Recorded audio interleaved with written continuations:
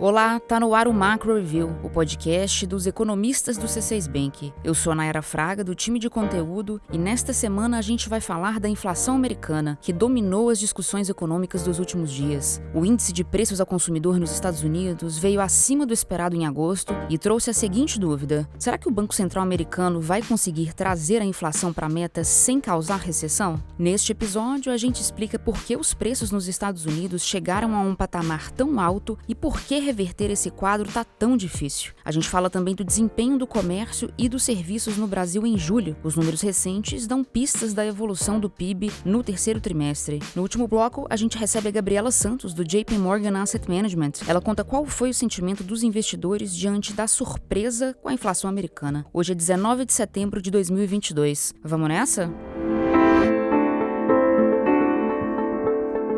Foi frustrante. Os dados de agosto da inflação americana foram um balde de água fria para a maior parte dos analistas. Enquanto a expectativa geral era de uma queda de 0,1% nos preços na comparação com julho, a realidade trouxe uma alta de 0,1% em agosto. O susto, claro, não está apenas no avanço de uma casa decimal. A inflação cheia está ainda muito alta. No acumulado de 12 meses, o aumento do índice de preços ao consumidor, o CPI, é de 8,3%. Embora esse valor esteja abaixo do pico registrado em junho deste ano, que foi de 9%, inflação na casa dos 8% é ainda muita coisa. A alta dos preços nos Estados Unidos segue num dos maiores níveis dos últimos 40 anos. Para entender por que a inflação por lá chegou a esse ponto, a gente pode dividir a escalada dos preços de um modo bem simplista em duas fases: início da pandemia e depois reabertura da economia, quando a vacinação avançou e as coisas começaram a voltar ao normal. No primeiro momento, o início da pandemia, houve um descasamento grande entre oferta e demanda, e isso em escala global. Como as pessoas ficaram isoladas em casa, sem poder ir a restaurantes ou cinema, elas passaram a demandar mais itens manufaturados. Ficou difícil comprar uma série de produtos nessa época. Quem tentou, por exemplo, comprar equipamento de ginástica ou tinta para cabelo aí, que eu diga. Faltava um monte de coisa, né? Isso porque as indústrias também estavam funcionando sob restrições sanitárias, com funcionários a menos e, portanto, com dificuldade de fabricar produtos. Nesse mesmo período de oferta restrita, o governo americano concedeu auxílio financeiro à população para garantir renda para as pessoas na pandemia. Isso manteve a demanda elevada, mas não só isso. Os juros baixos, que aliás foram levados a 0% no início da pandemia, também contribuíram para manter a roda do consumo girando, e a inflação passou a subir. Como havia um entendimento de que esse desequilíbrio seria temporário, a taxa básica de juros da economia, que os bancos centrais ajustam para cima em momentos de inflação em alta, ela foi mantida em zero. Mas no segundo momento, o momento da reabertura da economia, vieram três coisas que mostraram que a alta dos preços nos Estados Unidos não seria nada passageira. Me acompanha. Primeiro, a economia doméstica retomou o pulso rapidamente, com centenas de milhares de serviços, de salão de beleza a lavanderias, reabrindo suas portas. Segundo, como consequência dessa retomada dos serviços, o mercado de trabalho ficou superaquecido. Aliás, hoje existem perto de 2 vagas para cada desempregado nos Estados Unidos. Isso naturalmente mantém a demanda elevada. E um terceiro fator que fez piorar a situação dos preços americanos foi a guerra na Ucrânia, que acabou adiando o processo de normalização das cadeias globais de produção. Ou seja, a oferta continuou restrita e a demanda continuou aumentando. Essa conta não fecha, né? Hoje, o que mais puxa a inflação americana para cima é a aceleração dos preços no setor de serviços, principalmente os aluguéis. O núcleo da inflação, que exclui alimentos e energia, está em 6,3% no acumulado de 12 meses. Com a economia aquecida desse jeito, fica claro que o desafio do Banco Central americano de trazer a inflação para a meta sem causar uma recessão é enorme. Se a meta é de 2% e o núcleo do CPI está em mais de 6%, imagina. Então, qual é a saída? O que será que os americanos vão ter que fazer para controlar os preços? Quem explica melhor isso pra gente é a Cláudia Rodrigues, economista responsável pela cobertura internacional aqui no C6 Bank.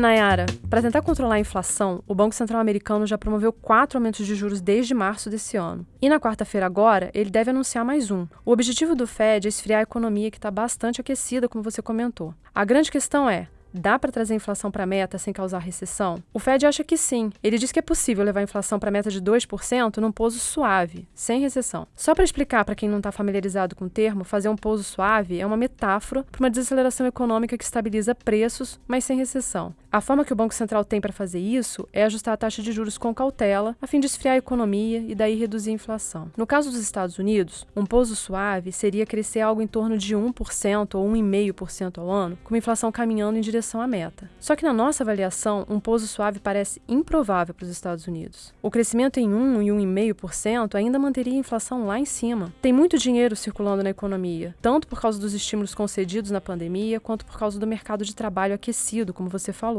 Por isso a gente enxerga que o Banco Central tem duas opções: trazer a inflação para a meta ao custo de uma recessão ou aceitar uma inflação acima da meta por um bom tempo e, junto com ela, colher um crescimento baixo, mas ainda positivo. A gente acha que o Fed vai preferir a segunda opção. Por quê? Porque puxar a inflação para a meta via recessão pode ser arriscado. Isso demandaria um aumento muito rápido dos juros. E aumentar os juros rápido demais pode gerar consequências imprevisíveis, principalmente depois de anos de juros baixos. Os juros são como um remédio. O ideal é que seja administrado aos poucos para evitar efeitos colaterais indesejados. É por isso que a gente acha que conviver com uma inflação acima de 2% parece o cenário mais provável nos Estados Unidos.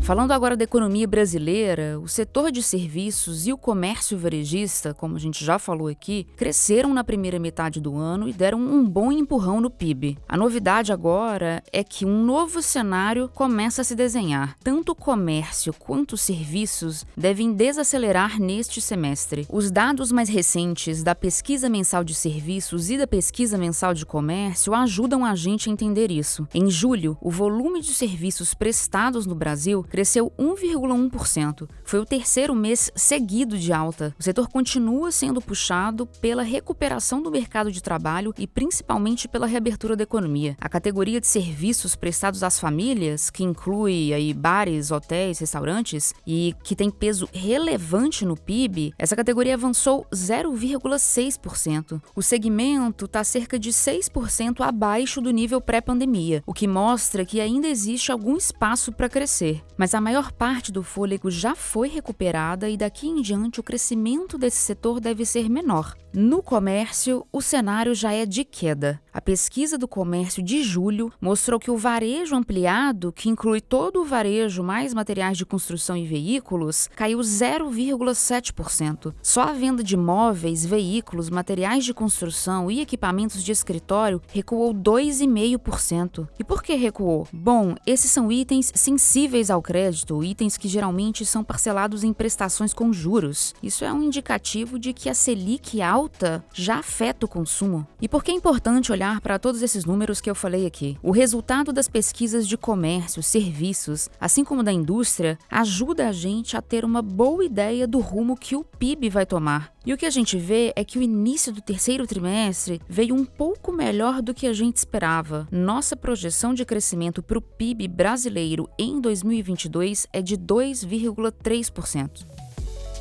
Partindo agora para uma conversa sobre mercados globais, a Gabriela Santos, estrategista do JP Morgan Asset Management, conta pra gente qual foi a reação do mercado financeiro aos dados recentes de inflação nos Estados Unidos e o que preocupa os investidores agora. A Gabriela falou com a gente diretamente de Nova York, onde ela está baseada.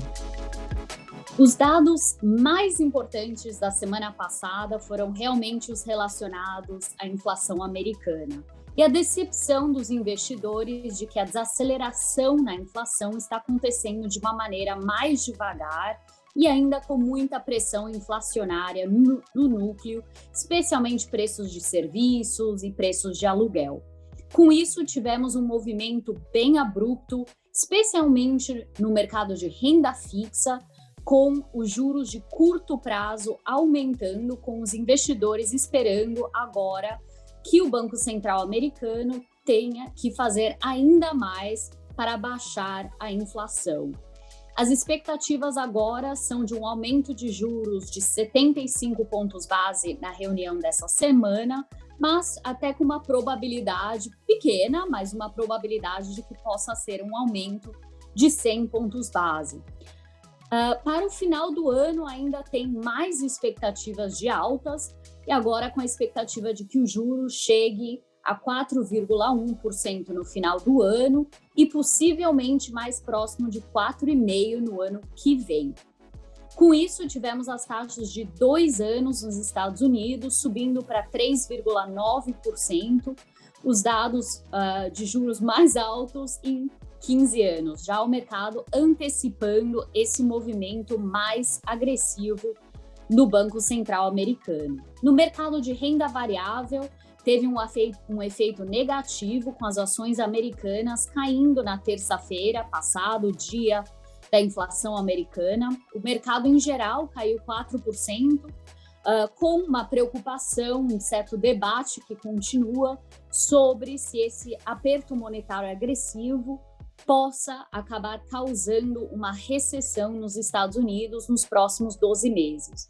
As áreas particularmente mais caras do mercado sofreram ainda mais, por exemplo, tecnologia caindo mais de 5% na terça-feira, com esse aumento de juros, ou seja, o aumento do custo do dinheiro pressionando as valorizações das áreas mais caras do mercado.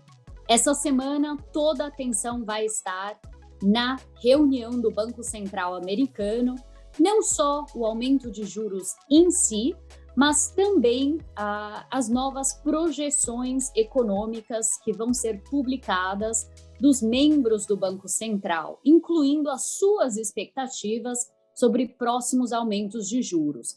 Pode ser algo que continue a balançar o mercado de renda fixa, renda variável e moedas também no mundo todo, por um pouquinho mais de tempo.